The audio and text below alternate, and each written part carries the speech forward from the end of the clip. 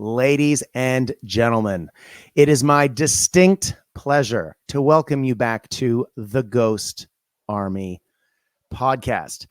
Now, we did roll out an episode of the Ghost Army podcast not too long ago. And we rolled it out because we brought back the man, the myth, the legend, our good buddy Seabax, who was such a big name in early bolt action that we had to bring it back. And when we put that out, yes, that episode was a little bit more about how to play competitively with Greeks. It wasn't really the theme for the Ghost Army, but it was bolt action related, obviously. And we had a ton of feedback from that episode. Everyone loved it. It was great. But there was a lot of calls or questions of, wait, does this actually mean you guys are back for real? Because at the beginning of that episode, I did say that one of the reasons we false restarted in 2020 was we wanted to do the video audio version of this show. And we wanted to move forward in a way that was in alignment with the technology, the dreams that we'd had for this podcast way back when.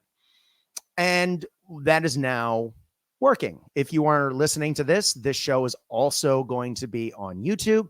And if you're watching it on YouTube, the audio is available from all of your, podcatchers. So now the technology is where we need it to be, and we have aligned ourselves with it. And so, yes, I believe, as John Wick says, we are back. And yes, there were a lot of questions of, is the original cast coming back? Well, ladies and gentlemen, I think there's only one way I can answer that question, and that's to introduce the first member of our cast besides myself, and that is the man who rides Grimlock into battle, a man who probably painted 2 armies while I was doing this introduction, and the man who has an unholy fixation for anything French in World War II, the man, the myth, the legend, Patch. Welcome back to the Ghost Army podcast. Hello, Brad. I've been waiting years to hear that. Also joining us is a very handsome man from the deep south of the United States, a man whose voice you would probably know from the Lead Pursuit podcast, and a man who is also an old school Gap cast member. Casey, welcome back, brother. My brothers, so good to be back. So exciting. Yes. Ladies and gentlemen, the Gap is back. The cast is in the house. Now, if you're saying, are we going to get Brian at some point? We'll see. Are we going to get the Bear? Is Seamus going to be in the house? You know it. We got this. The Gap is back, and we will be back with more content soon. But today is sort of a catch-up to where we've been. What are we excited about? And more to the point, how to prepare for that dark time of year where Mariah Carey is playing everywhere, ladies and gentlemen. That's right. Christmas. Patch, talk to us about the Ghost Army podcast. Why are we here and what are we doing? Brad, you called me. I thought we were going to talk about dinner next week. And now I'm on a bold action podcast. Not exactly sure what's happening, but I'm going to roll with it. Yes, Ghost Army podcast is back. We'll. It's been a while, but I'm very happy to go back talking about bold action over the next 12 months, 18 months, 2 years. Let's see what happens. Mm-hmm. Exactly. Casey, anything you want to add to that, or shall we get stuck into what we have been up to, my good man? I mean, just like what Patch said, it's the perfect time. You got a lot of great bolt action podcasts out there. A lot of them, kind of talk about, some talk about tactics, events, competitive stuff. And, like we're going to kind of go into more detail later, bolt action is so big, there's room for all of us. And I know there's a lot of other players just like me that are thirsty for podcasts. So, we'll go back to where we're talking about the history and the hobby and just kind of the stuff we love. And, there's room for all of us here. So I think now's the perfect time to do it. Well said. Well said. Well, gentlemen, let's talk about some bolt action that we have been getting involved in. Now, For those who haven't been paying attention to the Cast Dice podcast, we ran 4 bolt action events in Melbourne this year. We ran Easter Front. Lee Avery and I ran Easter Front, which is the 2-day event in Easter at the Conquest Game Convention in Melbourne. We also ran the Bolt Action World Series, which if you haven't listened to that format, it is one of my favorites. There is a whole episode on Cast Dice about that. We also ran Jump to Action, which was a beginner-friendly bolt action experience in the run-up to Operation Bear, which sold out with 20 players and had a long waiting list, which was really exciting to see. 8 new players. As Casey said, it's a really exciting time to get into bolt action. And stemming from that, we jumped from Jump to Action to Operation Bear, and there was a local bolt action league for players to be prepared for Operation Bear, and Operation Bear just ran recently. And if you would like to hear me talk about that, and I'm sure we're going to talk about it in a minute, there's a whole episode about it that just went up on the Cast Dice podcast network with Lee, the other TO. Again, he and I co-ran that event, and one of our top players, Pedro. But let's talk about other games and other people's hobby, because you guys have heard me talk about it quite enough. Patch, let's talk a little bit about some games you've been playing. Thanks, Brad. Yeah, it's been a couple of years since I've played much in the way of bolt action, due to life and other interests, and I've been playing fairly consistently games like Kings of War for a little while, but re-entering the fold. And amazingly, just yesterday, I got a couple of amazing games in over at your place. So I might talk about those. Bring it on. Right. So yesterday we got together with a couple of mates down in Melbourne, and while I visit, and we played a couple of games of good old-fashioned bolt action. So I quickly had to scratch an army together because I didn't bring one with me, and luckily Brad's got 400,000 miniatures sitting in his house. So I was able to put together a Sikh army, and what a fun army to play that is. Using these beautifully painted miniatures that Brad had, put together just a single reinforced platoon, and it was really robust. It was fun. It had lots of tools. And do you want me to quickly go through the army? Is that something I could do?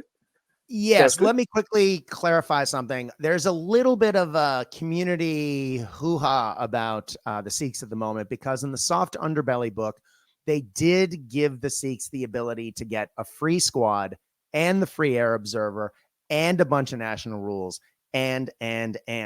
Now, if you're wondering, Patch wasn't doing the metagaming thing of taking all the free stuff with all the extra national rules. He was actually using the Sikh rules out of Duel in the Sun, which means you get a free 10-man regular squad, just riflemen, but you can upgrade it and pay for the upgrades, which he did, and he'll talk about in a sec. And you get the rule that you get to re-roll your morale if you're going to be destroyed. It's basically the cut and paste of the Soviet rule. So in a way, Patch was almost playing Indian Soviets in this game, if that makes sense. But Patch, tell us about your list. Yeah, that's right. Yeah, that free rule with the re-roll is only useful if you remember to use it. So I didn't remember a single time throughout the couple of games we had. So ultimately, our only rule we got was the free squad. So what did I put together? So I had a second lieutenant. So the entire force was regular. I had a second lieutenant. I had 2 squads of 10 men, which I paid for, and each squad sort of mid-war, one SMG for the NCO and a light machine gun. And then on top of that, I got the free 10-man squad, but I upgraded it to have the NCO having an SMG as well as an LMG. So I had 3 identical squads. Yeah. Then I had 2 5-man squads, each with with the NCO having an SMG. And the reason I had 2 5-man squads was because I wanted to fit them into the 2 India carriers that I was taking. And each one of those India carriers, and for those who aren't familiar with those, what they are is basically the same rules as a universal carrier. In fact, they're contained within the universal carrier write-up. and there's a Mhm. small line there which converts them to Indian carriers. And the big difference between the two was that the Indian carriers are wheeled vehicles, whereas the universal carriers are Mhm. tracked. And with those India carriers, I upgraded it so they automatically come with one forward-facing LMG, and I added a second LMG on a pintle, which allowed for both of those Indian carriers with mounted troops to fire 2 LMGs each. Once, of course, the troops dismount, that goes down to 1, and they come under the transport rule. You could also take one as an armored car in that selection if you wanted. I didn't do that, however. So after that, I did take a regular sniper. I clearly haven't learnt from any of my experience previously in bolt action, and I took a sniper who managed to pretty much do nothing for the entire day, except Mhm. put pins on. Okay, so then a regular mortar, medium mortar with a spotter, a 25-pounder, didn't take a spotter with that, and the Blackard Bombard. Did I say Mhm. that correctly, Brad? Yeah, Blacker Bombard. It's a spigot launcher. It was Yeah. traditionally it was one of those weird British things built for the home guard in case Germany invaded. And but Blacker, the guy who actually invented it, I can't remember his title or his first name, but Mr. Blacker, I know that isn't his actual title. I apologize, bad Brad. Um, Worked a lot with Indian regiments uh, prior to the outbreak of World War II.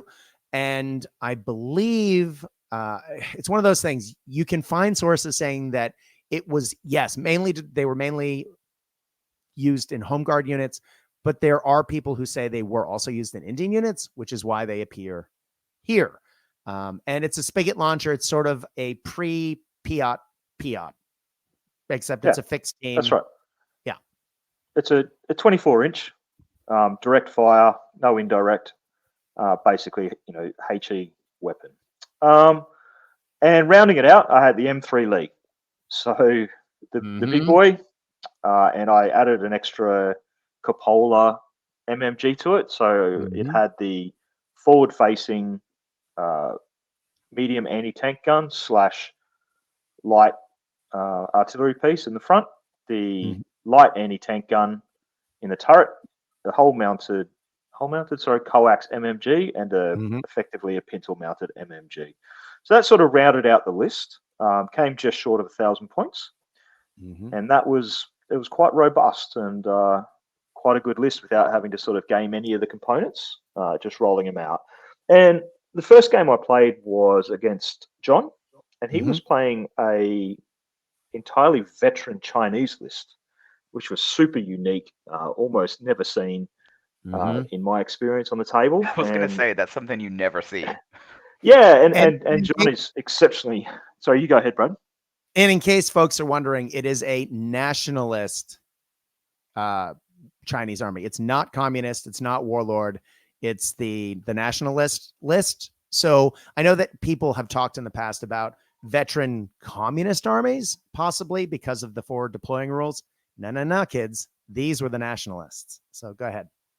Yeah, that's right. And sort of the list was centered around a couple of really big 10-man veteran squads, along with a T-26, was it? T-26 and a 222. And your sort of mortar with a artillery piece along there, and a little sole suicide, one-man suicide anti-tank dude. So we come up against them, and we played the mission called Supply Run. Supply drop. Which effectively meant that you deployed it at either side of the table. You had a 6-inch deployment zone, and then at the start of turn 4, a counter would be placed dead center of the table, and then you would roll 3d6 with a activation dice because it's got the arrows on it. What happened then is then you would, whichever direction that arrow is pointing, you add up the 3d6. I think you add some more to that as well. Is that right, Brad, or is it just flat 3d6? 3d6 plus 9.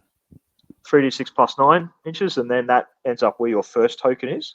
Then you draw a direct opposite and the same distance. So what ends up on the table is 3 tokens in a line across.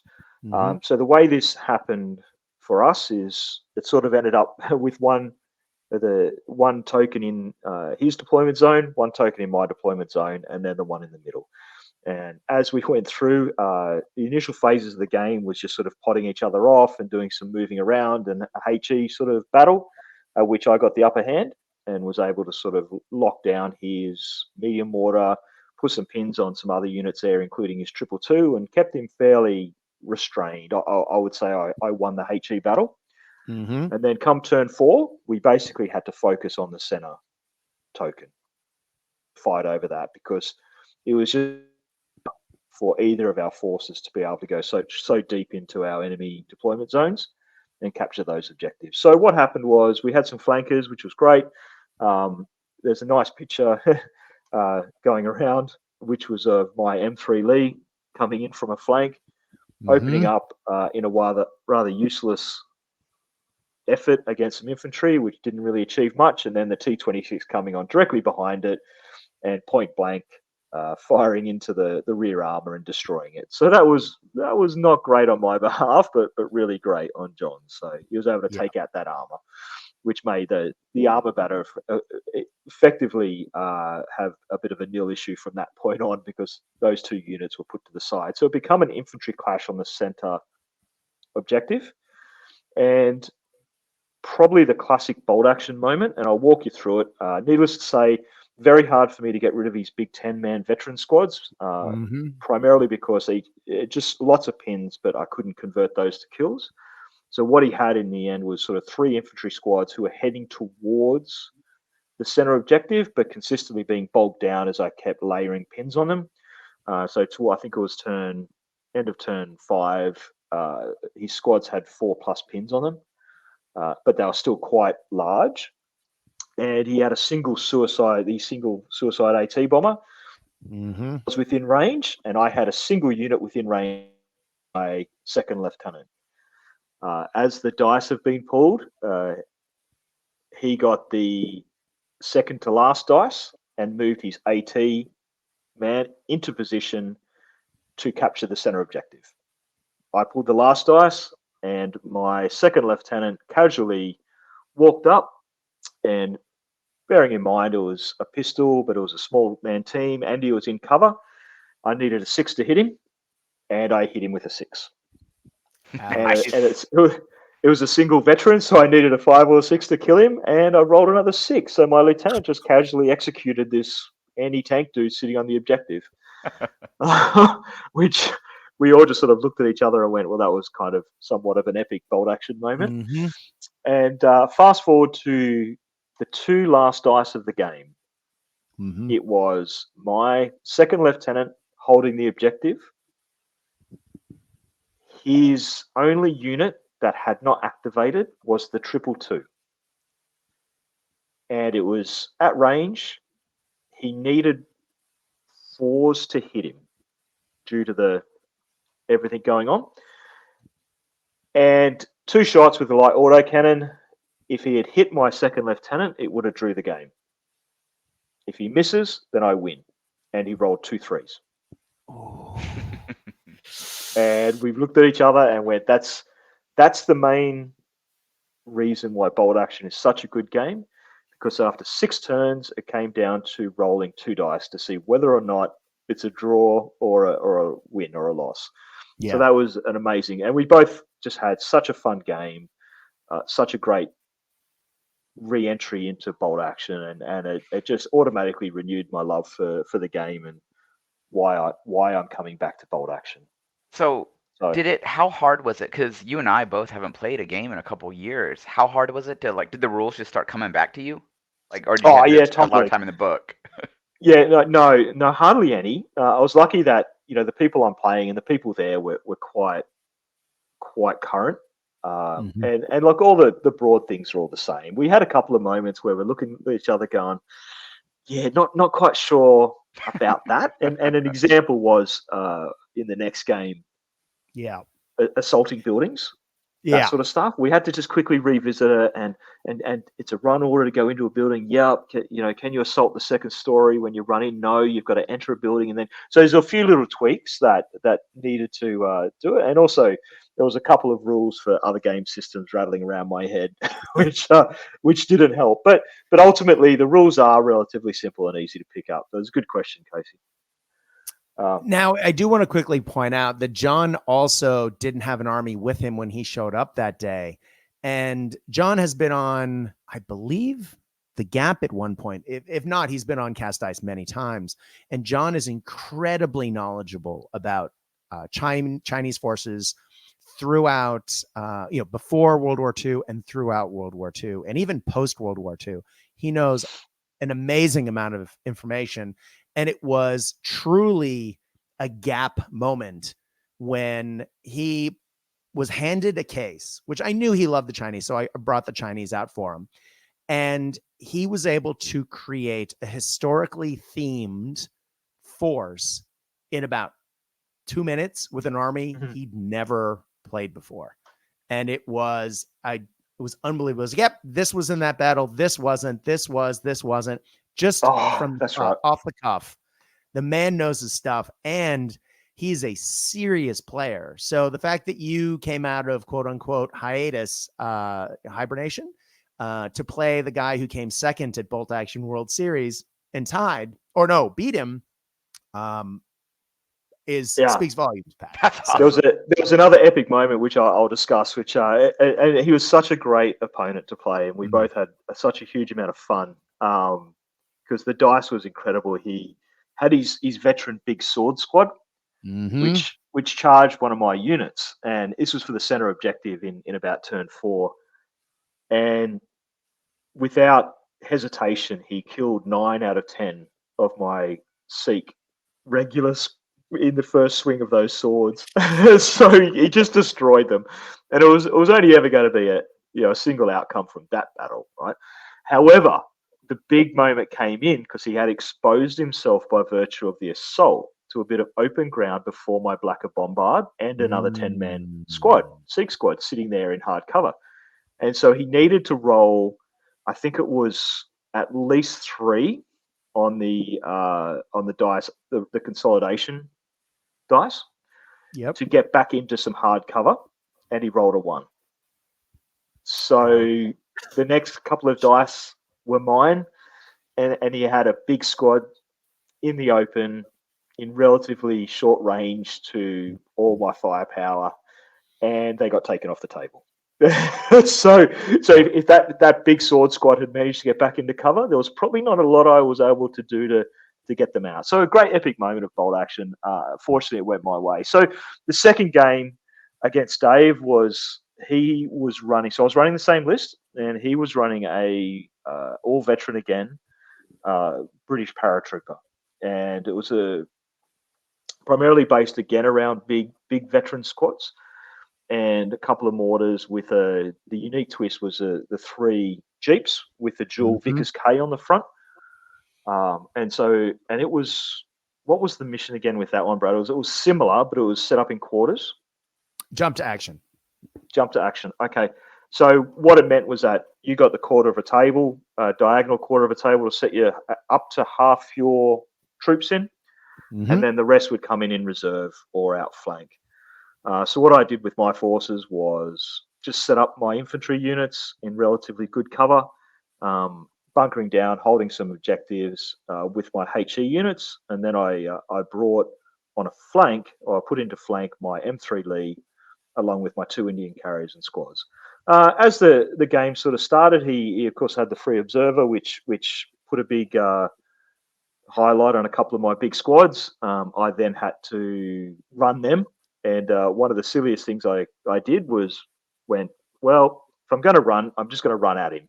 So I charged across the table and entered a building where his sniper was, with a 10-man Sikh unit, and I'll go through that a little bit more detail. Well, we'll play it throughout. So I ran in there. He then brought a squad on to fire at them. There was all sorts of firing back and forwards in the building, which he just kept rolling terribly for. So my squad was little sort of bunkered down exchanging fire, still able to move, and eventually assaulted his two-man sniper squad and killed them. And I now held the upper story of a two-story building, which was effectively butting his deployment zone and causing a massive issue because he couldn't project his forces forward whilst there was a squad hugging his deployment zone. So sometimes I guess it pays to be a little bit bold and somewhat silly, but it paid off in that extent. But what happened, the turning point of that game, unfortunately for Dave, was that I brought on the M3 Lee on the same flank that he had devoted his Jeeps to. And the M3 Lee, with its really big bottom, just held up the road. But at the same time, which didn't allow his Jeeps to project forward into my area. But what happened was that M3 Lee then turned around and pretty much just decimated a 10-man veteran squad. He brought his Jeeps on. They all ended up being in a bit of a car park because they couldn't get around the M3 Lee. But then I was able to bring in my Indian carriers and with their dual LMGs and then deployed squads. All his Jeeps blew up. And it kind of just destroyed that flank and destroyed his ability to project any sort of power into the objectives that I was holding. So around turn 5, I was holding 3 objectives to his 1, and he had no ability really to change that. So we called the game off at turn 5. And despite what appears to be a somewhat one-sided contest, it like Bolt Action, there was just a moment where it could have gone either way. I just happened to get lucky with my dice. So to summarize the last day, it was an amazing re-entry point for me. I had a super good time. I remembered all the amazing good things about Bolt Action, and I'm super energized and enthusiastic into the future now to really play and promote some Bolt Action. I love hearing your enthusiasm. Like it leaks through. It's so fun to hear. Yeah, great time.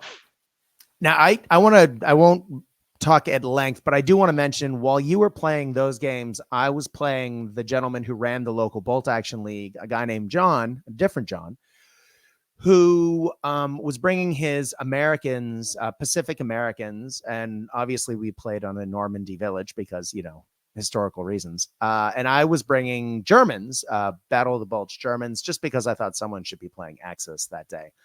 We also played Supply Drop. Now, John wanted to try something really interesting, and he deployed 1 unit on the table in his deployment, and everything else he held in reserve. And he ended up having a ton of units in outflank. And, usually you go, ooh, which side is they're coming in on? And with the new FAQ that says once 1 unit tests to come on, fail or pass, you need to say where everything's coming on. He'd actually just put all of his units on his display tray. This is this side of the board. This is the other side of the board. And the second he rolled for the dice, he actually just pointed it out and said, yeah, this is the situation, just so you know how it works. But I think he had 6 or 7 units and transports in outflank. So the way the game ended up playing was because I put half my force on the board and then the rest came on in turn 2 just from regular reserve. I basically drove up, took the middle of the board, knowing the first objective was going to be dead center. And I pushed a little bit into his, but then everything came in from the sides. And it was the classic pincer. And it made for a really exciting game. And as you said, Patch, there were some moments where the game could have gone either way. And it was some fantastic Bolt Action. And John played it to a T. And it was really great to see, someone who is really enthusiastic about the game, trying new tactics, particularly since he had played that mission a couple of times. So he was used to it. And he, was trying to figure out new ways to get a leg up, so to speak. And fantastic game and loved it. Anyway, Casey, we've talked about games at my house a little bit now. But let's talk about what you've been up to, because you have been playing a variety of games, and most recently you were at MCon. Yes. So we just had Austin, Texas, every Veterans Day weekend, we have Millennium Con. It's done by the Lone Star Historical Miniature Society, and it's basically Texas's biggest historical convention every year. probably one of my favorite times of year. It's like an early Christmas for me. I'm always super Mhm. excited. This year, I didn't want to, last year I ran a big Blood Red Skies event and I ran some demos, but work's been so busy, just life's been crazy. I wanted to have fun. Didn't want to have to host anything, didn't want to do any demos. So, I actually sat down and just played some games, and I worked a lot with, as everybody knows, in bolt action community, John Russell. He's one of my really good friends. Kind of helped him, worked the booth, sold a lot of bolt action stuff, got Mhm. people hooked. But one of the two games that really stood out that I played Blood and Steel Victorian Age Combat by Firelock Games, and it was Mhm. actually the authors, Damien and Edgar, who were there putting it on. Just the nicest guys you could ever meet. So much fun. Huge bolt action fans, Blood Red Skies fans. Great guys. They signed my rule book. Victorian Age, you don't see a lot. It actually is Civil War, which, I don't know anything about Victorian Age combat. Mhm. So you actually see some, to me, like some bolt action mechanics in it, but it was kind of the same type of game. Just, a lot of fun, skirmish combat. Mhm. So we played that. We played like a Zulu demo. And then I played What a Tanker, Two Fat Lardies. And it was Mhm. just the perfect, like beer and pretzels game. We Yeah. played it in 15 millimeter, a lot of fun, some drinks, stuff like that. So I always encourage people, if you have a lot of people over, a big group game, it's a lot of fun. And then, one of the reasons that really got me back into this is they have a bolt action event every year. I ran it for a number of years. I can't even think how many now, probably 4. Mhm. And another guy's taking it over, which is good on him. It's a lot of work, but I went up there and it was kind of a shock to me. And, I started this group when it was just one table at this convention and it was 4 guys using the Battle of the Alamo terrain. We've talked about this on past podcasts, but, Mhm. I built it up to these huge, like 30-man events, doing it at armor museums and stuff. And then when I went up there and I saw the terrain and just some of these lists, and I'm not knocking people who want to play competitively. Like I said earlier, bolt action's big enough for all of us, but you had a lot of kids. These were some of their first games, and you're seeing 75 Japanese spearmen lists. You're seeing Yeah. kids just getting absolutely dominated. You're hearing rules that are pretty common knowledge getting told wrong. And it was just kind of a shock to me, like, this was my child. And now, like, what has Yeah. happened to my child? So, I went out to get some smokes and never came back. So it was really like, you know what? I want to get back into this. So Yeah. I had a talk with the organizers. Talked a lot with John Russell. He gave me a lot of good advice. And so, I kind of got back into it. I've already signed up to do the event again next year. Right. Structured a lot different, talked to a lot of people, got them on board. And, one of my big things is I love good terrain. A table makes everything. It brings people to Mhm. it. It helps the immersion, thematic. It's just so much fun. And I know, on this podcast, we always talk about terrain. We love it. And it was almost worse than the 40K terrain you see, which we love to make fun of. So We it do. just, God, man, it was hard to see. There were some very rough lists, and there were like kids in there just getting raffle stomped by some Yeah. of these lists. And I'm not saying like, I'm not gonna say they deserve a break, but come on, you're playing against kids. Like you want them to want to come back next year and play. This is our Yeah. future generation of bolt action players. We don't want to gatekeep by that. Like it's kind of a gentleman's rule. Like, hey, let's like you don't have to let them win, but let's give them a good game. Yeah. Yeah, Yeah. Casey. Sorry, Patch. Go ahead. Yeah, just an observation. And whilst terrain and game style seem to sort of fluctuate a little bit, it's a bit of a testament to the game about how enduring it is. Mm. If that you can step away for a couple of years and you're turning up and it's still being played, and it's still got quite a pull factor, doesn't it? Like there's still a lot of Oh, people wanting to play bolt action. absolutely. And it's just you can't find there is not a better World War II rule set out there for skirmish and 28 millimeter. I'm sorry. I mean, I'm sure there's some that does some things great, but I can go to my next door neighbor's house who's never played bolt action in his life and spend about 30 minutes and I'll get him hooked and he'll be playing. And that's the thing. And just watching the order dice and everything, and kind of like you, I've been playing separate games. I've been busy with work and life, and it sucked me right back in. And so the last couple of weeks, as I've been building stuff, like it's the happiest I've been in the hobby in a long time. And I know we Yeah. had talked about this the other night. It's so great to be back in it, and there's so much stuff catching up on it. New books, the future of what Warlord's coming out with. It's just a really Mhm. exciting time in the hobby world for me. Yeah, It and an is. excellent And platform. Like now that it's been it's there, a great platform for you to bring your enthusiasm back to the events and really build on that. You're not having to start a player base from scratch. The player Oh base is yeah, there. oh yeah. Yeah.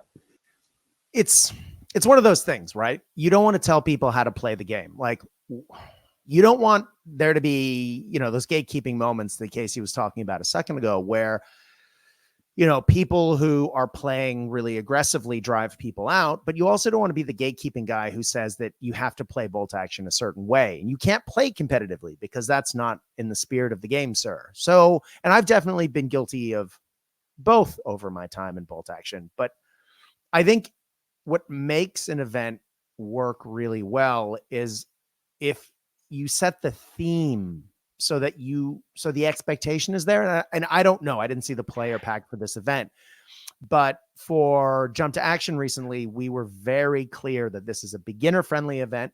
Veteran players are welcome. We encourage it, but we also encourage people to bring lists that cater for, a fun, relaxed day of bolt action. And the idea is to not just play the quote unquote best you can. Yeah, exactly. Yeah. And Snafu podcast, one of the podcasts I love too, they just had a really good episode about this too. Is I'm gonna take I know what to expect if I'm going to the WTC, right?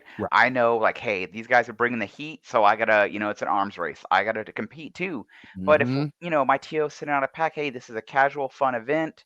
We're not worried about wins and losses. It's about sportsmanship, hobby, bringing people, being together. Like, I'm not gonna bring 80 spearmen and 9 flamethrowers. So it's just, and I don't know if the TO just didn't do a good job of articulating this or what happened, but it was pretty rough. There was a lot of complaints. There was a lot of unhappy people. And I mean, side note on this, it was some of the worst hygiene I think I've ever seen. I'm pretty sure this guy's clothes were rotting off of him. He might have been a poxwalker.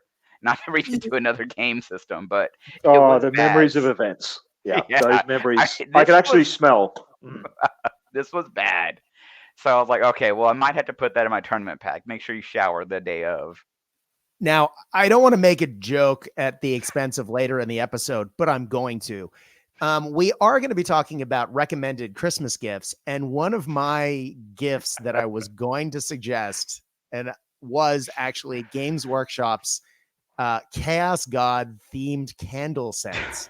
And one of them is the Nurgle candle. And look, I'm not going to say that I think the Nurgle one, if you happen to light it, smells like wet goats, but we've all been to that game store / game conventions. Anyway, gentlemen, we can talk about events all day, but let's move on to the intelligence update. Gentlemen, let's talk about what we are excited about moving forward. Patch, I know that you haven't necessarily been super into the bolt action sphere, but I know, having talked to you literally every day for the last, God, how many years, you always sort of have your finger on the pulse. Is there anything in particular that's jumping out at you that you're excited about, that's either just come out or has been out for a little while and you haven't talked about, or that is coming out that you want to talk about on the show? No, look, I think it's difficult because, again, not having my my finger on the pulse as much as I would like to. There's a few books I probably need to catch up on. Things like The Empires of the Sun. Starting having to look at some of those things to see how that may or may not impact upon my French Foreign Legion. That may have something there I might look at.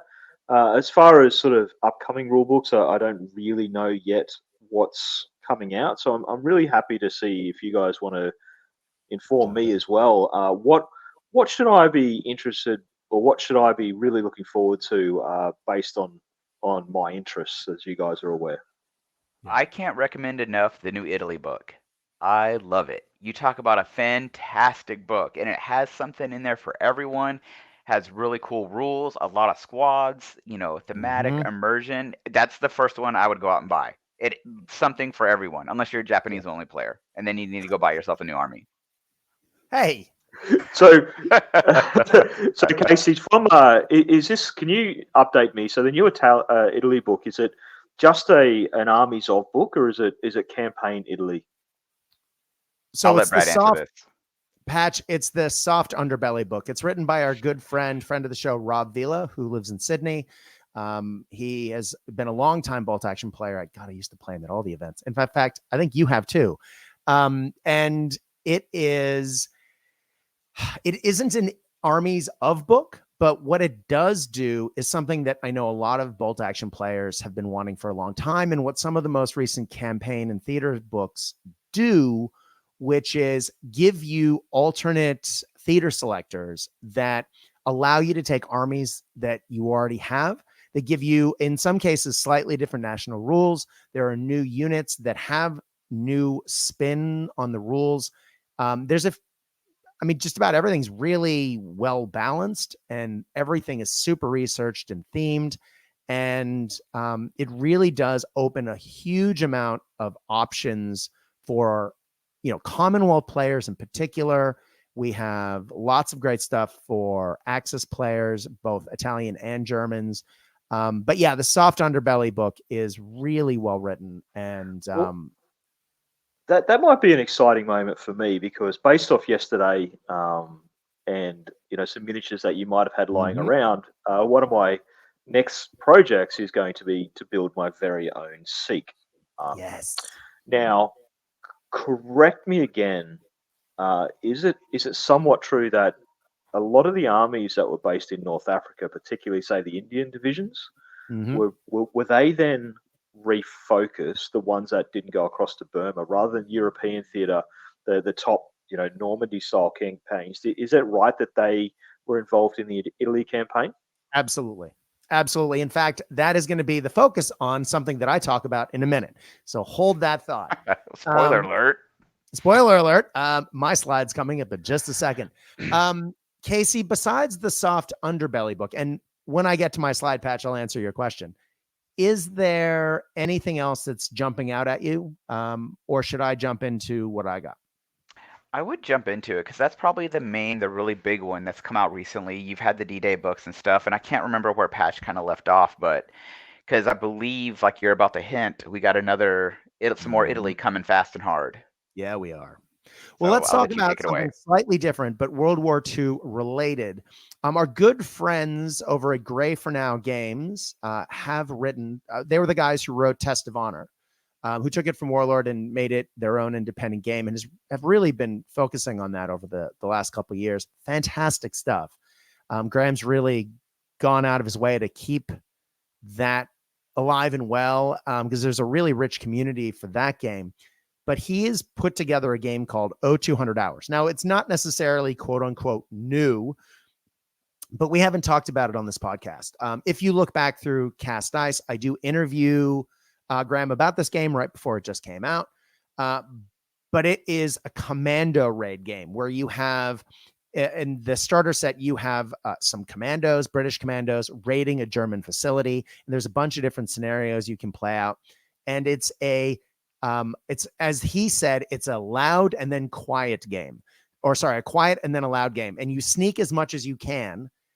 And you can knock out sentries, and you can sneak around past guard dogs and around, cutting holes in fences and doing all that to get as close to the objective as you can. And there's a set of dice to roll to see each time if you get the guards to notice you. And then as soon as the alarm gets raised, or as soon as you decide to open up with your Sten guns or Bren guns, the world lights up, and, all the sirens start hooting, and then it turns into a very different game. And it's just a really cool rule set. I got my grubby paws on it, and I'm really excited to get some games in, with all the preparation for Operation Bear and some of the other bolt action events, Jump to Action, etc. I actually haven't had a chance to play it yet. I've also been doing a lot of mission play testing for something that I'm going to talk about in a sec. But they're about to do French partisan expansion for this game / other things. And I know a lot of people have been repurposing the rules to play like LRDG SAS commando raids in the desert. It's just really cool. And I really can't wait to get it on the tabletop, especially given that you can use all the models and terrain you already have for bolt action. And it's on a much smaller table. So it's a lot tighter as far as timing and, a little bit of claustrophobia feeling. I imagine this game feels a little uncomfortable to start with, and it's a real nail biter, which just sounds like a ton of fun. Patch, have you heard of this? You have any feelings about this? No, it's not something I've been across. So I'll be interested to see what you've got to say about it in the future. Casey? Yeah, I've actually seen it. You know, I had some buddies get it, and just the minis are fantastic. I love Mm. the idea of it. I'm horrible at stealth video games, horrible at stealth in real life, but Mhm. it's really cool. I love just the idea of it too, and it seems like it's really something too where it's almost board game slash miniatures, so it's a good gateway drug to get your friends who just like board games into mini Yeah. gaming.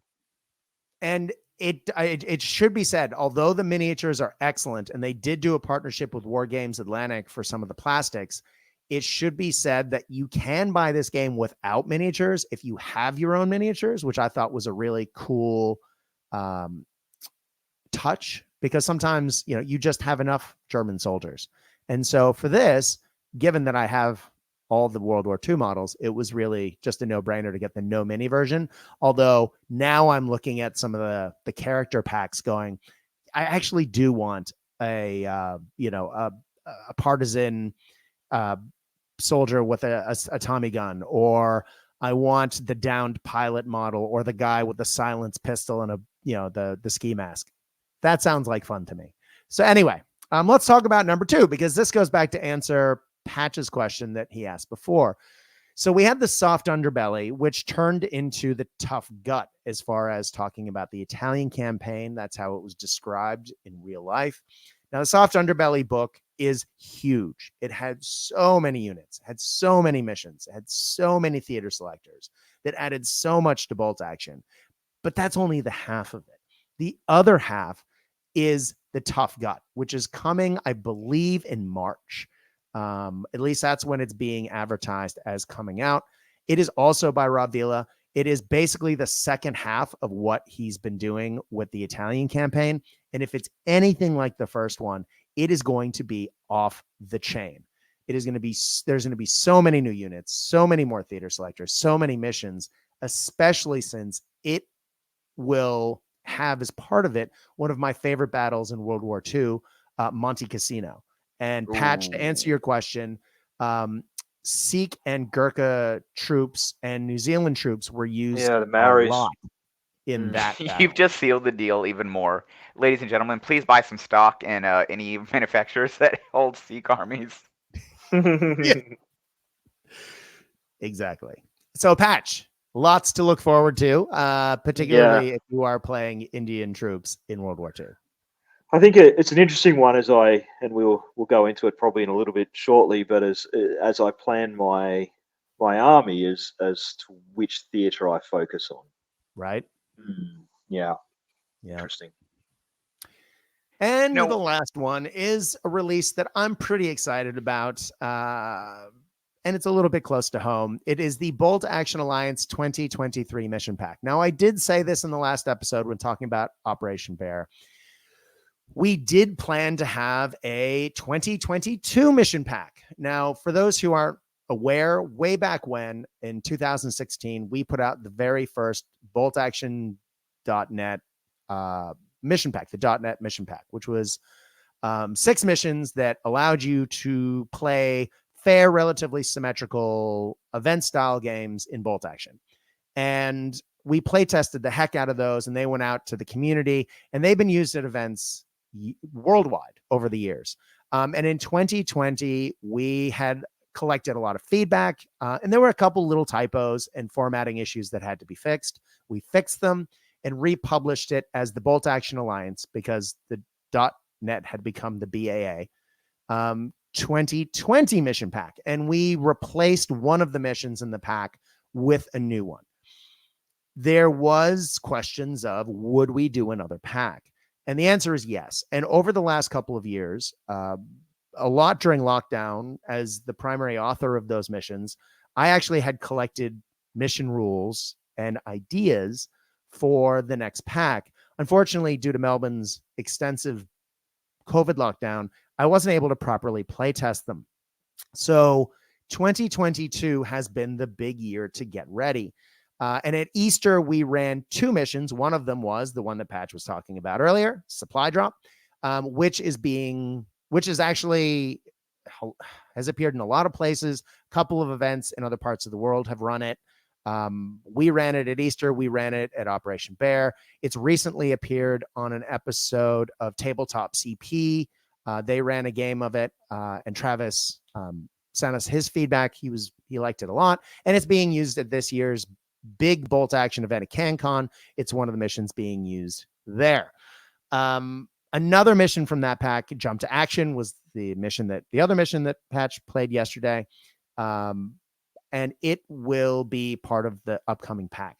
Now, we did get feedback for Operation Bear that some new players were coming and they were having trouble keeping track of all the new missions. So rather than trialing the last two missions for the 2022 pack, knowing that our layout guy is absolutely snowed under and it wouldn't come out this year, I held it back. And we are going to do proper playtesting for the last two missions. Not to mention the 3 fun missions that will be added later, but it will come out in 2023, hopefully in the first quarter of 2023. And it will not be the 6 missions that were in the 2020 pack. It will be 6 brand new, play tested extensively, fair, symmetrical battlefield situations that you can play with your opponent. And then 3 additional missions, which aren't so fair, but are a lot more fun as far as narrative gaming. They have much more random elements that we've gotten tons of feedback over the years saying that people like the not so random parts of it because they like a good, fair game. But we've also gotten lots of feedback that Kitty Hawk Down from the original pack, which is very random, is also one of the favorites.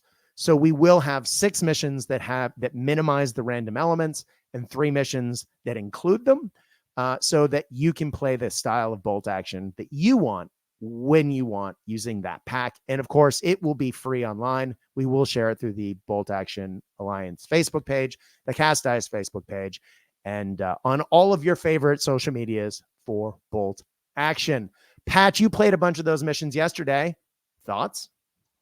Yeah, absolutely good. And I'll just add to that. Yes, it's an absolute free resource. I think all that you would ask, Brad, and the Ghost Army podcast is just that you credit the source if you put mission packs out and event packs, those sort of things. Yeah, look, great missions, and again, good to come into it and just consistently see fresh new missions.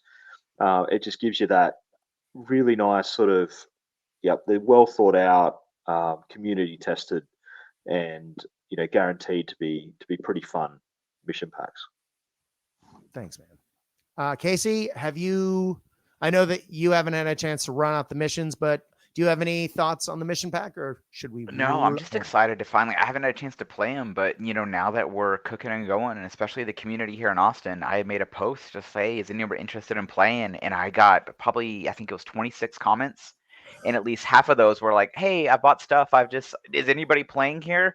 Yeah. So we'll kind of go into this in future episodes, but I'm like, okay, I need to do something here. So, and I mean, this is going to be a perfect, kind of play test, and I'm excited how well received our previous mission packs were.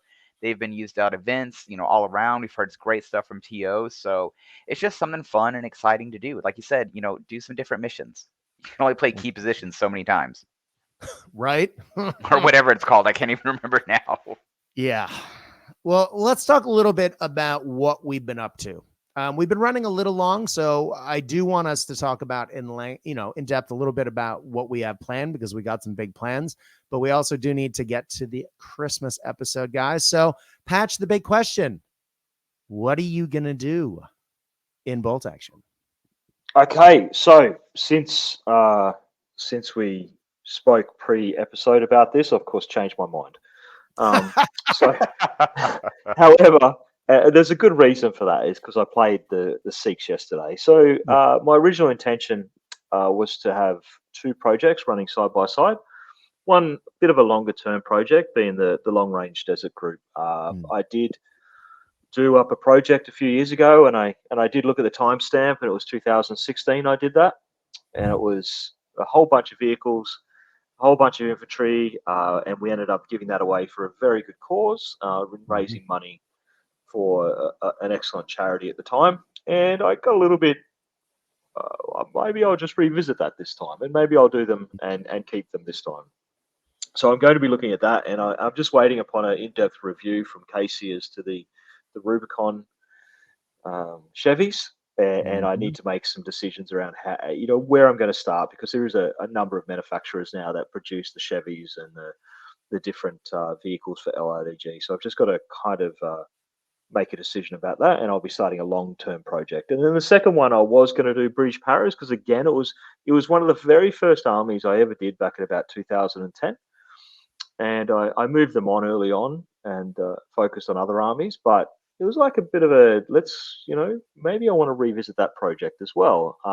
However, one of the issues that I have with that is that trying to source miniatures, and I'm quite picky about the miniatures. I'm a massive fan of artisan Mhm. designs when it comes to really good in-depth infantry projects, and it's just incredibly hard to get at the moment in Australia. We're really struggling, I think, with some international postage, and most of my local suppliers for those miniatures are just consistently out of stock. Yeah. So I'm just going to put that project on hold, and luckily enough, I've managed to get my hands on a horde of artisan design Seek from our Mhm. good friend Brad here, and I'm going to be starting on that project. And I just need to make a decision about what theatre those Seek forces will be fighting in. So that's where I'm at. Brilliant. Well, I'm looking forward to talking Sikhs with you as someone who enthusiastically loves playing Indian forces in bolt action. I recently reacquired my Sikh army, my original Sikh army from Viv at Knights of Dice. And I've been playing lots of games with it recently. And it's just such a wonderful homecoming for me as far as bolt action goes. But I had rebought the all the models I needed to make that army, not the vehicles per se, but all of the infantry models.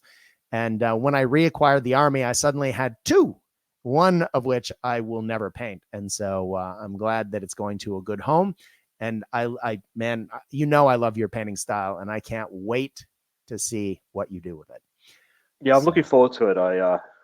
I'll definitely do some research and make sure it's historical. The Force, I like that. mhm. That's one of my caveats, but I will do the style of painting that makes them pop. Um, Mhm. just my little twist on it, and I look Yeah. forward to that project unfolding. Brilliant. Well, I can't wait. Casey, you have been looking at quite a few things. Yeah, Have well, you so made any decisions? we are brothers in arms. So with our ADHD, I've Mm-hmm. got 37 armies in the works. By the time this podcast will come out, Patch will have completed 2 armies, and I will have painted 2 vehicles. But nothing changes since we started this in 2015. Mm-hmm. Um, I had the show Rogue Heroes, the new BBC show. Mm-hmm. UK put it on about the LRDG and SAS. Fantastic show. It got me hooked. It's one of the things, really enjoyed it. So I was like, you know what? I love painting vehicles, not a lot of infantry. It's veterans. So I'm kind of working on that. I have a Canadian army that I've been working on, probably maybe 20 infantry and 1 vehicle painted up. So going to finish up that kind of for some demos, get that. I already have a German army still. So really just kind of knock out this LRDG and then just really focus on a lot of Italian themed armies to play Yeah. through the scenarios of the book we were just talking about. And then, Yes. Lord knows whatever else Warlord will put out each week, I'll buy and then I'll start on that. Patch will Yeah. have the done armies and we'll just be plodding along. Same as usual, nothing changes. Well, Casey, if you're going to be playing the missions out of the Soft Underbelly / Tough Gut books, I also highly recommend, and I'm pretty sure you already have it. Valhalla Games put out the Oh, additional book, The Battle for Primazole Bridge, which is unbelievable. And I can't believe we didn't mention it during the Intel section. It's basically a whole new campaign book, but not by Warlord. It's by the guys at Valhalla Games. And those guys knocked it out of the park. Oh, fantastic book. I love how it has, your background, your history, your missions, a paint Mhm. guide, recommended paints. Mhm. I mean, those guys really did just so good. If you have ever any questions, you message them, they reply back like super fast, Mhm. super friendly guys. No, I loved it. Yeah, so good. Well, I, like Casey, have the attention deficit disorder. So, and we're not joking here, kids. We actually do. What are we talking And about? that's what drives this show, in fact. So earlier this year, I really wanted to paint a Soviet naval force. It's something that I've tried several times and I've sold after I black primed, and I just never could get going. But I was going through my cupboard and surprise, surprise, I found most of an army. So spoilers, I started working on it. And that was my project for a good chunk of this year. And I have gotten a good chunk of the miniatures almost painted. Embarrassingly, I think I have almost 30 sailors, maybe 24 that are completely finished other than the bases and their hats. So I need to just get in the mood to paint some hats, I think. Plus I have another, I think 24 that all I need to do is paint the upper bodies. Now you might say the lower bodies, that's not such a big deal. But I found some really cool source photos that I was a little confused at when I first looked at it, because they were naval infantry running around battlefields wearing white pants, but it looked like warm weather. And I was thinking maybe it was a hot day in the winter and they're wearing, winter onesie pants. But no, I actually discovered that some Soviet naval troops in the Crimea, when they were fighting the Germans, were wearing their white pants in summer months. And I thought that would be a wonderful opportunity for me to hate my life and paint a lot of white, because I love doing that. You love And painting so white. I have a Soviet naval force that almost entirely is wearing white trousers and black boots. And I think it's a really cool look. But it did take me a really long time to paint. I tried a new way of painting white, which ended up with 5 separate shades of going from black through browns to ivory, through bone to ivory to white, to get the pants the colors I wanted. And I'm a masochist and I love it. That said, I burnt out on that and I needed to take a break. And with the World Bolt Action World Series happening earlier this year, which is a format where all of the armies are historically matched to the tables, I had discovered I own 2 Japanese painted armies that I wanted to use for that event, but I had no one for the jungle Japanese to fight on my jungle table. And so I pulled out my US Marine models, which were the Warlord original medals with assault group Marines, and I used contrast paints and highlighted through, thanks to Patch and our buddy Ian in the UK. I figured out a quick speed painting, for me anyway, paint scheme. In the span of a month, I've painted almost an entirely US Marine Army that I'm very happy with. But I have 20 more guys to finish in the vehicles before that is a full finished force that I can pull, pick and choose from moving forward. And that doesn't even include the weird G.I. Joe project, but we'll save that for another day. Gentlemen, let's get to our main topic. The Ghost Army 2022 Holiday Buying Guide. Casey, this is your baby. What is it? So basically, this is what I kind of copied off the Lead Pursuit podcast, another podcast I do with some buddies for Warlord Games' Blood Red Skies. What it is just a couple different variables of monetary amounts of what you could buy the fellow wargamer in your life. So, you have a buddy like, hey, you know what? I'm going to get him something nice, but how good of a buddy is that? And how much are you going to spend on him? And this is going to help you out in deciding what you're going to buy him. That's right. And maybe this is something you could show your relatives if they're a little scared of going into the local game store to buy you something. I leave that up to you. But on that note, we have our holiday buying guide. We're going to start with our first category, which is the one that everyone needs, the stocking stuffer, which is $0 to $5. And it's tiny gifts. After all, it's the thought that counts. Patch, I feel like I know the answer to this question, but what would you give someone for $5 or less in the hobby world? Oh, without doubt, Orange Brown by Valley Joe. Valley Joe, right, Casey? That's how you pronounce it? Yes, Valley that's Joe? exactly how you pronounce it. Orange Brown paint by Valley Joe paint. It's just everyone needs it in their lives. It's an amazing color. It's perfect for working with wood and creating those highlights after a more deeper, darker brown, and to create a really nice looking rifle. Yeah, exactly. Patch, I heard a rumor you bathe in this stuff. Is that accurate? It's true. Okay. You pour it in your coffee in the morning? Yes. Yeah. Along with a nice little touch of, I believe it's called Iraqi sand. Yes. Yeah. Mm-hmm. Now, is Iraqi sand what you would use to highlight this paint up for your wood Yes. grain? Yes, absolutely. It goes really nice along the top of it. Yeah. There's a beautiful combination. Brian Cook has certainly taught me how to do, and then I've taken it on and ran with it, and just a really good way to work up any wood grain or equipment. Love it. Love it. Casey, how about you? What would you give someone for $5 or less? So I kind of copied this one again. Is I would buy the new contrast paint, and Lord, hopefully it's only $5. I don't even. It depends where you buy it, right? In Australia, it might be $65. But It might be. Garagax Sewer, it's just kind of a dirty, just really good contrast paint for weathering, kind of a rusty, just dirt.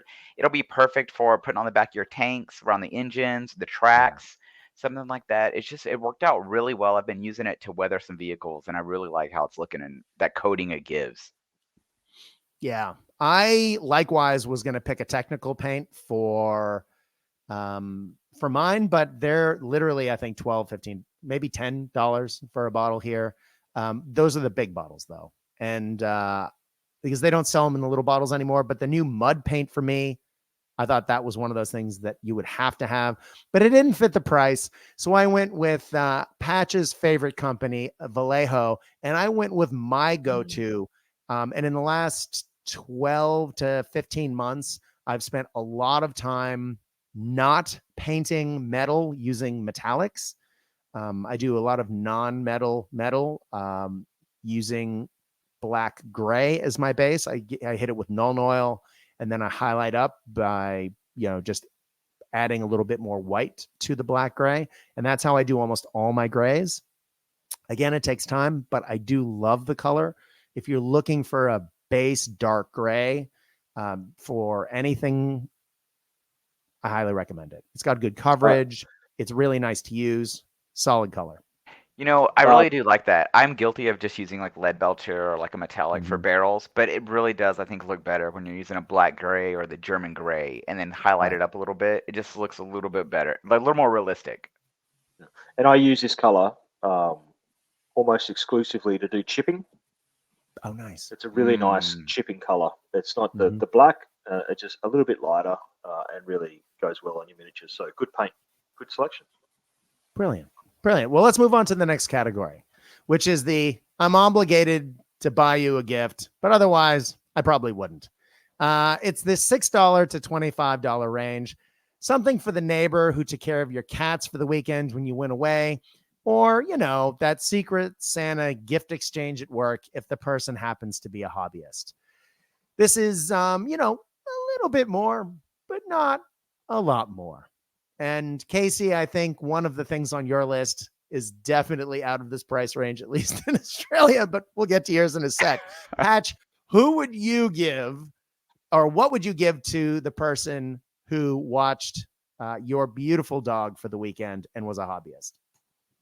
Yes, well, if they're still alive and talking to me after that, I would give them grass tufts. And I think, a good example is your gamer's grass and various other things. They're just so universally good and usable in whatever project someone may have.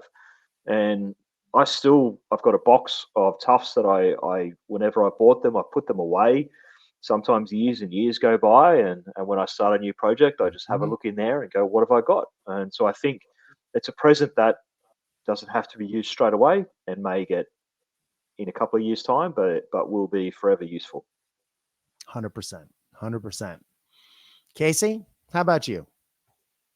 So I don't know if people have seen, and we actually saw these at Millennium Con, the new bolt action order dice.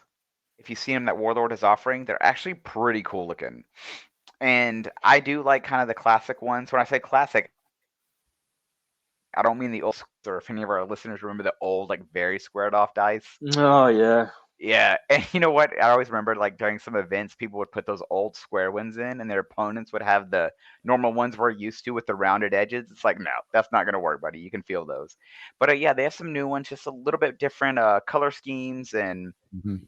just a little bit different. I like it, just something fresh and new, and also just maybe a couple sheets of decals. Warlord, they sell their decals separate. Rubicon has some fantastic decals as well. People can always use them. It always makes your model pop to add some, history to it. So Mhm. maybe a little combination of the two. I'm sure those order dice, I don't know, probably a down payment on a car there in Australia for how much they cost. But yeah, just a little combination of stocking stuffer like that. Mhm. Yeah, they happen to be a little expensive at the moment, but I think that has to do with supply and demand issues across the world. But they are one of those things that gamers can always, always, always use. If you're a bolt action player, it never hurts to have a second or third or fourth set of these things, because especially if you're playing in an event at any kind, your opponent is going to be running without fail the same color dice you are. It always happens. And you think you're being original by taking the white ones because they're a different color than everyone else's. But no, your opponent's going to have the same color. So you always need another one.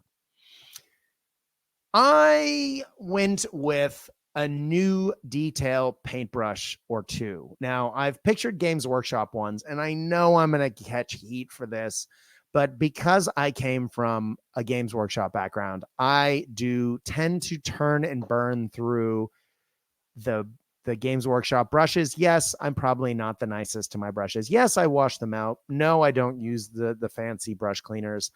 I tend to run through a brush till I'm not comfortable using it anymore, and then I snap it and go get another one. And I usually have a small stack of these handy. Yes, it's probably disposable. No, it's probably not great, but I do buy these in twos all the time. And I always check to make sure they have a good point at the shop. And I recommend, if you have a gamer who also is like me and burns through brushes, it's probably not a bad idea to buy some more. Patch, are you shaking your head and wincing as I'm saying this? No, I have a tendency to use quite expensive brushes, but I've also got a realistic expectation of their lifespan. Yeah. Casey? They work okay for me. Like, I'm not the best painter, so I really need every single advantage I can get. So I will buy the Winsor Newton ones. But I mean, also though at this time and everything, with everything going on, it's hard to justify spending $30, $20 to $30 on a paintbrush. And then especially, you might get a good one that lasts you 6 months, almost a year. And then other ones I've had them where they, start to splinter or fray within like after 3 miniatures. So Yeah. I think the best I've had fine with GW brushes and stuff. Just take care of them. That's the big deal. Yeah. Now, I do have an honorary mention. Now, this is something that Patch and I were talking about yesterday, and I thought I would talk about today, which is glasses. Now, you might think, glasses? I don't wear glasses, or glasses, I have glasses. Yes. Well, I've recently hit an age where I need glasses for certain things. And one of the things that I've discovered I need glasses for is painting miniatures. I stubbornly stuck through 2020s lockdowns with things getting harder and harder and harder for me to see. And it was actually making painting really unfun. And it didn't even occur to me that I was having trouble seeing. It looked like I just couldn't get happy with the way things looked. And when I took photographs of them later, I realized just how many little mistakes were there. And as a perfectionist like me, that drove me crazy. And it wasn't until our good friend Rick Vav recommended that I get one of those set of, it's like the thing from the 40-year-old virgin where it's like the little headpiece with the little, almost looks like a night goggles, but it's a little magnifying glass thing you put over your head. I actually wore that for a little while. And then I was at the pharmacy getting something for my wife, and I realized, hey, there are the magnifying glasses, these ones, that, I always just assumed were to help grandmas read. Well, turns out that is the perfect same magnification that I've been using for painting for the last couple of years. So rather than having the big headset thing on my forehead when I'm painting, I actually now just have a pair of glasses that I put on to wear when I'm painting, and it has made such a difference. And in Australia, they're $10 to $20 at any pharmacy. I know across the world they're in different costs in different places. But if you're getting to be a certain age, or sometimes you just can't focus on it, it's getting frustrating. It's not a big deal to throw them on to see the fine detail. And my God, does it make a difference? Patch? Well, as a person who just got, reached an age where I wasn't focusing very well on miniatures and being stubborn as to it must be the light, right? It's always got to be the light. Then realizing it's the middle of the day and you've got plenty of sunshine coming in and you still can't focus on those details. A realization dawns on you that maybe it is that I'm actually getting old. And as a person who then frog marched myself down to the optometrist and did eye testing, and the comment from the lovely optometrist of, "You're just getting old. You need some glasses." So I've admitted defeat. My eyes are not as amazing as what they used to be, and I currently have several pairs of prescription glasses waiting for me when I get home. I would probably just add that to that, Brad. If you are starting to struggle to see things, maybe it's worth just doing the same and finally going and seeing an optometrist and getting some prescription glasses as well. That might be valuable. Exactly. Well, Casey, you're not wearing glasses at all, so I think it's definitely time to move on to the next thing. Looking at your glasses. So the next category is a bit nicer gift. This is for the person that asks if it's okay if they pick up and look at your miniature before they grab it, particularly if they've been eating Cheetos. We like these people. They might even wipe their hand on their pants before they pick up your models, which is nice. And so that's the $25 to $50 mark. This needs to be something nice, but shouldn't break the bank. You need to keep these people happy, but there are often other people that you need to spend the big bucks on. Patch, what are you thinking? Yeah, you're a good person. I like you. You're going to get a squad of Crusader miniatures, French motorcycle troops. Yeah, it's a gateway drug. They're actually really fantastic miniatures. Crusader miniatures did do and they have done a whole range a few years ago, and they're such clean and unique miniatures. I really like them, and I do have quite a few of them. So yeah, I like you. Let me share my things with you. I love it. I love it. Casey, how about you? Man, I am hooked right now on the AK Interactive. I believe it's 3G. I'm not talking about cell phone stuff either. Their paint sets. Like I said earlier, I need every advantage when painting. And AK Interactive right now, they've made a lot of paint sets. They have a Vietnam, World War II. They have a World War I one. They range from anywhere from 4 paints to 8 paints. So it could be anywhere from about 20 USD to about 50-ish. And they're just really good paints. They have a little paint guide usually on the back of the box. So I recommend them, especially with the price of the euro right now and stuff. You can order from overseas, but most of the retailers here in the U.S., I don't know about Australia, but they have them, Miniature Market, Michigan Toy, all of those. You can find them on eBay, stuff like that. But there's some really good paints. I like them.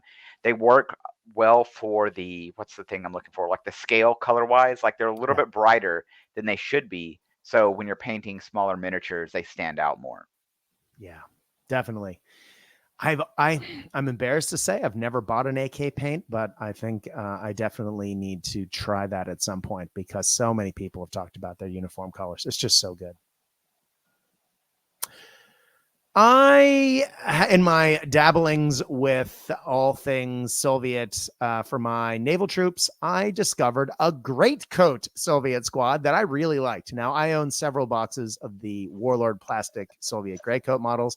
In fact, I converted an entire Japanese army in greatcoats using those plastics that Patch painted. Thanks, Patch. I did. And I discovered Artisan had snuck out in the last couple of years a bunch of new Soviet releases. They have wonderful new scouts, wonderful new dudes, engineers in body armor. And they put out a couple of boxes of units in greatcoats. One's in helmets and one with furry hats. And I bought one of each, and I'm going to use them as my free squad in my naval troop army. But when I opened them up, I was just really happy with the quality of the models. And it, like Patch is going to probably recommend a lot of French stuff, I'm going to recommend some greatcoat stuff. And I thought that this squad was red hot. So highly recommend those. And you can get them direct from Artisan and North Star Miniatures for a very good price for metals.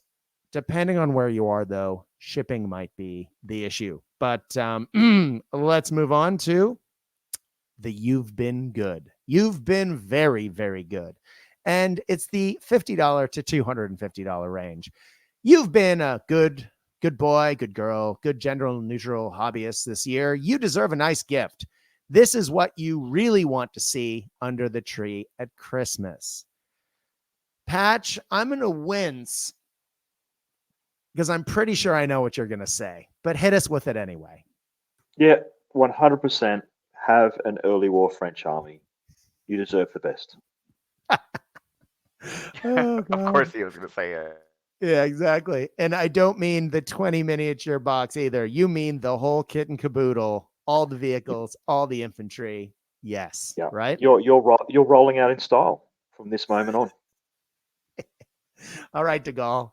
Let's move on. Casey, what would you recommend? So I went ahead and recommended the Gentleman's War box, especially, like I said, with bolt action excitement the way it is. Right now you have Warlords Black Friday sale, so even this is on sale right now. It's just a good box. It's a fun theater. And it's a great place to start too. It's not that hard to paint these uniforms. You're not looking at a lot of complicated camouflage. You can start a basic demo with the forces in the box. You have your Africa Corps and your British right there. It comes with the not yet seen in plastic, the 222, and I think is it the Humber armored car? Yeah. I can't think off the top of my head. Anyway, it's just a cool little box. You got your rule book, and it's just a great little starter set. I just think it looks neat, and I've always loved this theater of war too. So why not, right? Like, hey, and even the veteran hobbyists can still use these. You could add a squad to whatever, or use the sprues for kit bashing. So really well done, Warlord, on this box. It's really good. And both of those armor cars can be used in any style Desert War game for those two nations. So really all you need to do is get a squad box, and you can make your lieutenant, you can make your sniper, you can make your machine gun teams using all those sprues. But with a squad box and what you get in this, you'll have all the infantry in the armored car, add a tank, and man, you're ready to rock and roll. Maybe a mortar team, and you have yourself a really good Desert War army. It's a great box. Highly recommend, as you said. Now, I hemmed and hawed, and I was going to say the Empress U-boat model because I'm looking at possibly making a dock board for bolt action. More to come on that in future episodes. But that got me thinking about terrain. And we all have a mountain of models to paint. And for me, more in that category is probably just going to add to my stress of not knowing what to paint next. So I highly recommend the Geek Villain Battle Mat series. They have so many good things, be it the fleece mats that are just wonderful and durable, and they're look so good on the tabletop, or their double-sided cloth mats. I have both. I have many of both. They are mostly the mats that I use in all of the bolt action events that I run, and I couldn't recommend them more. They are just wonderful quality. And again, you don't have to paint them. And you throw it down on the tabletop and you're ready to go. And just by changing the mat, it really can, even if you already have a battle mat and you have some great terrain, if you get a slightly different mat and put it down, it gives your table new life. And again, it takes zero effort for you to just throw down a different mat, and it gives you a fresh place or narrative to play the game that you're playing. Couldn't recommend more. The other thing that I'd recommend is I have always used Battlefield in the Box for trees and for terrain. I love the pre-painted stuff. I just think they're fantastic. But I was looking for something slightly different, particularly since Battlefield in the Box recently changed the way they do their trees. And while they look fantastic, They're just not as durable as the ones they used previously. And I tend to be fairly hard wearing on my terrain because I do take it to a lot of events. And so a friend turned me on to Monster Fight Club, and they are hard plastic completely. There is no organic bits to get wrecked or organic fragile bits to get wrecked. These are the most durable trees I've ever seen. And you can take the tops off and they have just the branches. So if you want to have something that looks, like a battlefield that's been blown out, you have a couple of tree stumps and you have the trees without leaves that you can put down, which is a really nice look. Couldn't recommend these again more. They are pricey. But if you get 3 to 4 of these, it's about the cost of a battle mat or two. Again, for the price point, if someone's looking for a larger gift, getting 3 or 4 of these will get you everything you need for the tabletop. And the kidneys that they come on, if you flip them over, has a pond. So you can actually then add water features as well. And these trees are great individually as well, if you want to put them in different places on the battlefield, just to make it look like you're actually playing in real life and not on a 28 millimeter board. Highly recommend. But They again, have some great terrain. They right? do a thing of stones too. That's actually really clever, and some other stuff. Exactly. And I just ordered some of their pine trees, and I haven't tried them yet, but I'm sure we'll talk about them on a future episode. Again, durable, pre-painted. You just open the box and you're ready to go. Again, couldn't recommend more. Now let's talk about the last category, the lump of coal. Zip, zero, not a mucho, $0. We all have to buy gifts for people that we don't really like. You buy them just to keep the peace. Think of that pain in the ass in-law, or your boss, who's also a huge pain in the ass, but is also trying to be one of the bros. You got to get them something. What are you going to do for those people in your life who are wargamers? And yeah, you know who I'm talking about. Patch, what are you going to do? Yeah, I put a lot of thought into this. I'm actually going to get them an early war French army. But what I'm actually going to do with that is then, once they've built it, and I've encouraged them to explore what inexperienced Horde French army look like, I'm then going to have a game with them where I'm going to take a dual Panzer IV late war German army and watch them cry. Tiger Fear. As absolutely zero. As zero of their units activate the entire game. That might be a few more dollars than zero, Patch. Well, a rough guess. Rough guess, okay. Is $0 the cost of the pain at the end to watch in their faces? I love it. That's an investment for the future. Oh, love it. Casey, what would you recommend for this person in your life? I would get them an airbrush, because nothing tests my patience more than an airbrush that I want to send into orbit every other night. If it works great but I mean, we're talking a limited time, like 5 minutes. And maybe I'm doing it wrong. I swear I'm doing it right. I've been hobbying for a while, but I have the worst luck with airbrushes, and it just drives me insane. I don't know why I just don't use Patch's sponge method, just paint with a brush. It's going to turn out fine, but I insist on using an airbrush and just taking years off my life every night. My poor child has probably learned the worst words that I've yelled from that garage messing with that airbrush. Again, possibly more than $0, but I like where your heart is there, my good man. I like where your heart is. Well, I thought long and hard, but I went with something many, many years ago. I worked in a pretty fun office environment, and we did get into the habit, it being a sales floor, with writing battle haiku to one another when we were bored, where we insulted one another and challenged each other to games. And we would often send them to the factory in the back, who thought we were literally insane for doing this. But I have a battle haiku for folks. Your insults, the insults you fire are but arrows at the moon, my true self untouched. And that I stole from Dean Jackson. Now, ladies and gentlemen, it doesn't take a lot of time to come up with a good haiku. They don't take a lot of time because they are super short. And you can often leave the recipient questioning both you your sanity, and life in general. So for $0 and just a few minutes of your time, I highly recommend a battle haiku. Brad, I'm Yes. feeling a little bit targeted. Is this actually about every AT gun I've ever had? Every sniper dice you've rolled. Yeah. Every sniper dice I've rolled or AT gun that I've lovingly painted, put on the table, and then managed to not hit a single thing? I think it is. Patch, I'm just saying you can read into a haiku a number of different ways if it's a well-written haiku. And I think you've proven my point. Thank you, sir. Well, gents, I think the big question as we roll out of the holidays is, where are we going with this? Is this a holiday, a little holiday bonus for all of the Gap fans out there? Or what does the future hold? To quote Keanu Reeves, are we back? Yeah, I'm thinking we're back. Glad you got That's it. the thing. This is just the start, right?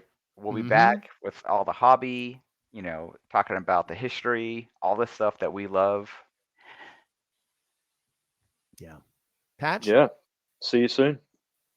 All right. Folks, we are very excited to bring the Ghost Army podcast back. If you are watching this on YouTube and you would like to find us online, you can go to the Bolt Action Alliance Facebook page. That is the official Facebook page for the Ghost Army podcast. You would have seen the logo in the corner of many of the slides if you're looking at this on YouTube. If you are listening to this as a podcast, you have obviously found this as part of the Cast Dice the Cast Dice Podcast Network, which is also on Facebook. And we'll also have content from this show shared on it.